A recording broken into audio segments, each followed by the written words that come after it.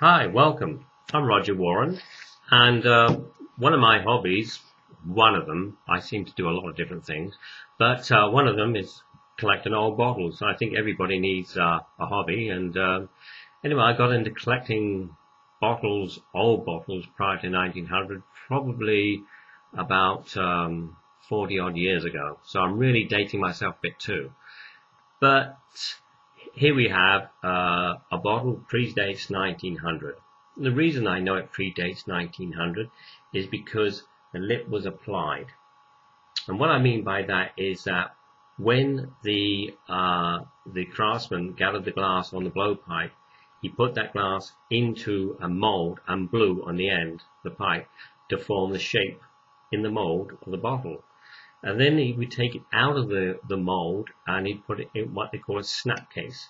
Now, a snap case was attached to a long pole, and that way he would sit on like a bench with two flat surfaces either side, and he could now roll the bottle and apply the lip.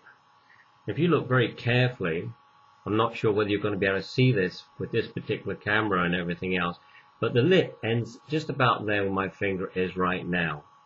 And the reason for that is that when they took it out the mold, they applied a lip of glass. Now they took a small gather of glass and they would apply with a pair of pliers the lip by simply rolling the bottle along and applying the lip. And then they would take it out of the snap case, and it would be cooled down very, very slowly. Because they'd have to anneal the glass, what they call anneal, to actually cool it down very, very slowly. If it cooled too fast, it will probably crack. You've probably noticed that the glass is aqua. Now, the reason for all this is these impurities in the sand, which was used at the time. It made the glass aqua in color. Sometimes they're aqua in color like this. Sometimes they're a darker blue.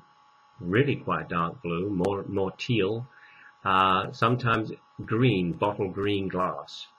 So it's all different shades you can get.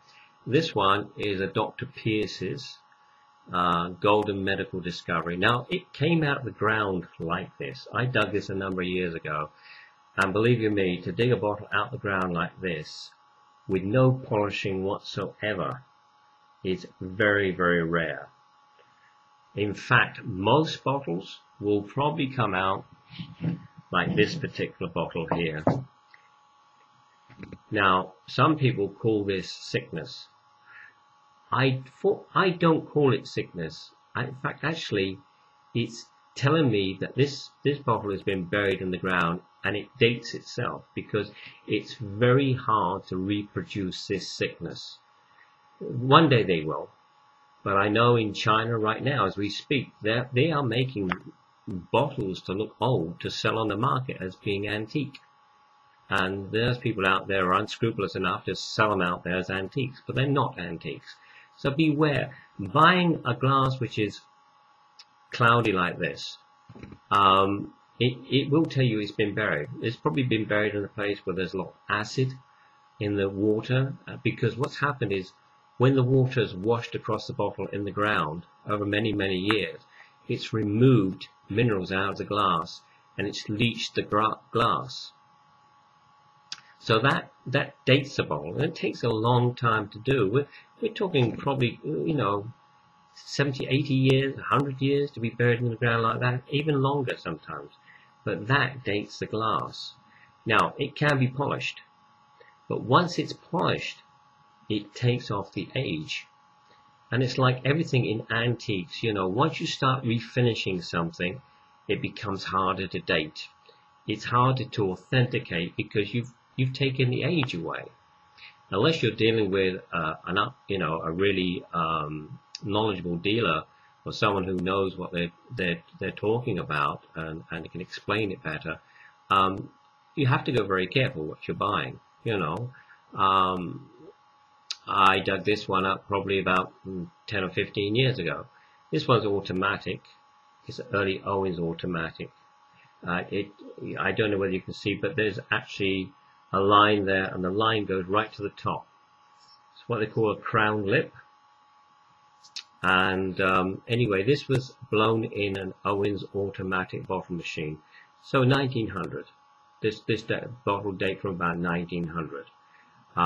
They were still making bottles by hand in 1900, up to about 1916 actually. But because of the war and things like the First World War, it took a lot of men away. A lot of skilled men went overseas to fight in the war, and eventually, of course, the Owens automatic bottle machine took over. Basically, it did away with the skilled glass blower. But anyway, I hope that's been of some interest to you. And like I say, you can catch more of my stuff. Actually, I sell a lot of my bottles now on eBay. I sell them at my actual eBay address is got a lot of bottle. That's got a lot of bottle. That's not to say I've got a lot of bottles. It just basically means it's an old English slang term, which means that someone has a bit of gumph about them, a bit of get up and go. It's to do with their mental state rather than about bottles. So it's an old English slang term that I brought over with me. But I hope you got something out of this. And if you decide to start digging, good luck. But if you'd like to buy anything, you can visit my site at Got a Lot of Bottle. And I'll be happy to answer any questions, by the way. And enjoy. Take care. Thanks for joining me. Bye-bye.